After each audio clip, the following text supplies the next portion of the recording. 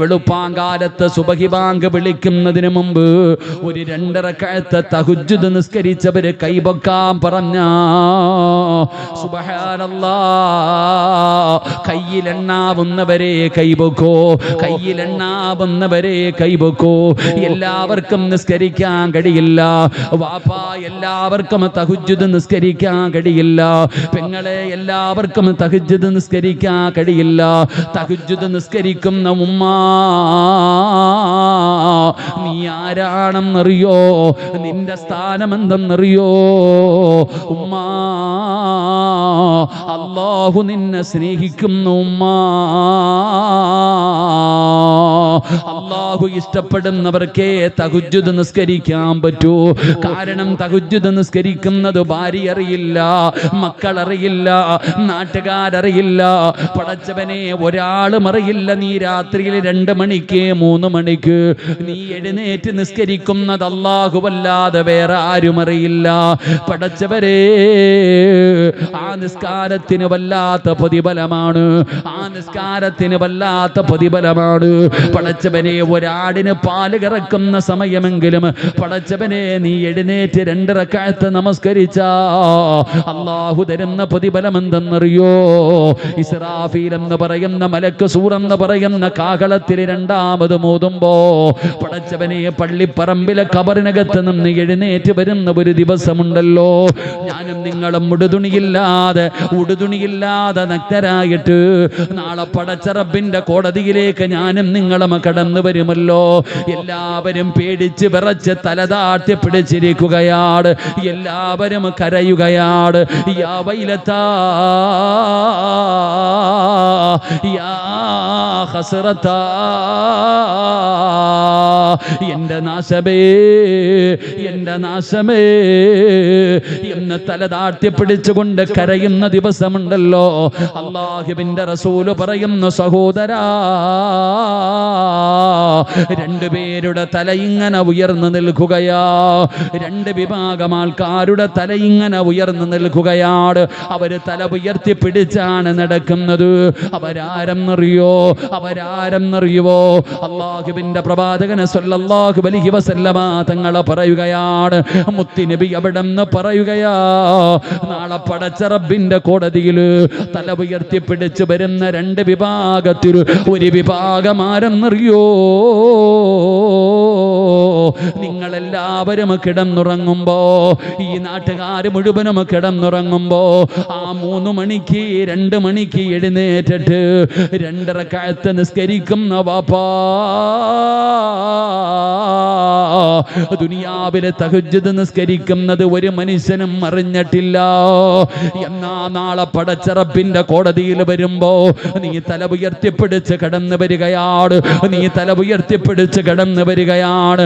നാളെ അല്ലാഹുവിന്റെ കോടതിയില് ആ തഹജ്ജുദ് നിസ്കരിച്ച മനുഷ്യന്റെ തല ഉയർന്നു നിൽക്കുകയാ. 2ാമത്തെ പ്രതിഫലം എന്തെന്നറിയോ? വയുനാദിൽ മുനാദി മിൻ ഖിബലിർ റഹ്മാൻ,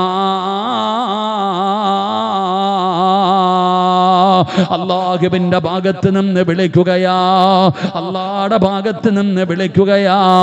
തതജാഫാ ജുനൂബുഹും അനിൽ മലാജി വയദ്ഖുലൂനൽ ജന്ന ബിഗൈരി ഹിസാബ്.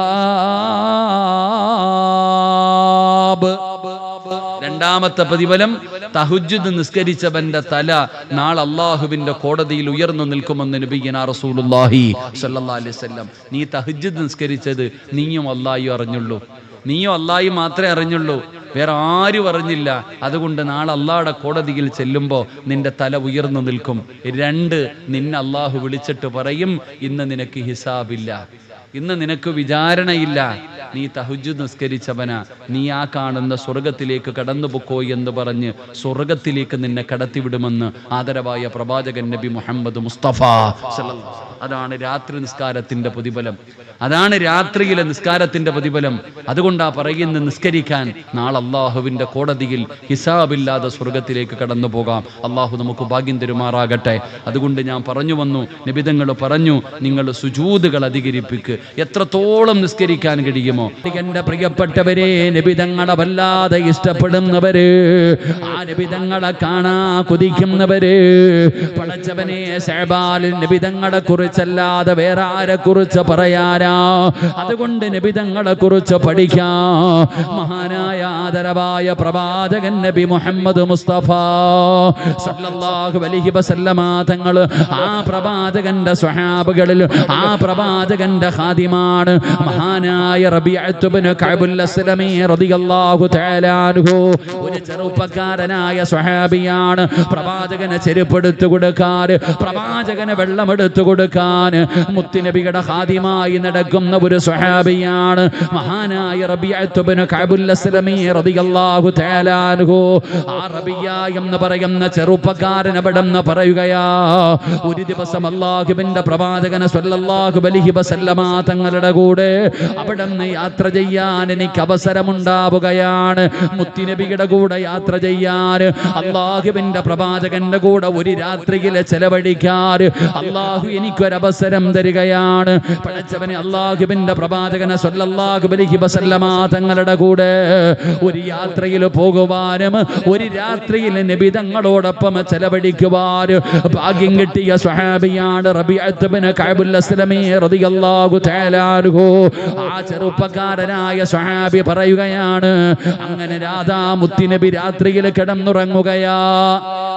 അല്ലാഹുവിന്റെ പ്രവാചകൻ സ്വല്ലല്ലാഹു അലൈഹി വസല്ലമ തങ്ങൾ പാതിരാത്രിയിൽ നബി തങ്ങൾ കിടന്നുറങ്ങുകയാണ്. പടച്ചവനെ, വല്ലാത്ത തണുപ്പാണ്. റബീഅ അവിടെന്ന് ചിന്തിക്കുന്നു, റബ്ബേ, അല്ലാഹുവിന്റെ പ്രവാചകൻ എന്തായാലും രാത്രി ഇബാദത്തിനു വേണ്ടി എഴുന്നേക്കുമല്ലോ, ഉളുവെടുക്കണമല്ലോ, വല്ലാത്ത തണുപ്പാണല്ലോ, പച്ചവെള്ളത്തിൽ ഉളുവെടുക്കാൻ പ്രയാസമാണല്ലോ. അതുകൊണ്ട് റബീഅത്ത് ഇബ്നു കഅബുൽ അസ്ലമി എന്ന് പറയുന്ന ചെറുപ്പക്കാരൻ പടച്ചവനെ ചൂടുവെള്ളം തയ്യാറാക്കുകയാണ്.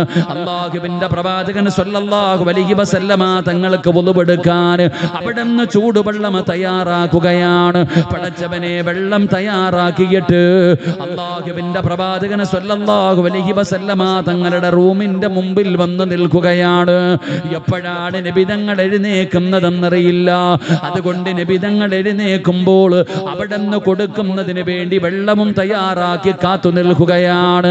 മഹാനായ നബിയുനാ റസൂലുള്ളാഹി സ്വല്ലല്ലാഹു അലൈഹി വസല്ലമ തങ്ങൾ അവിടുന്ന് ഉറക്കത്തിൽ നിന്ന് എഴുന്നേൽക്കുകയാണ്.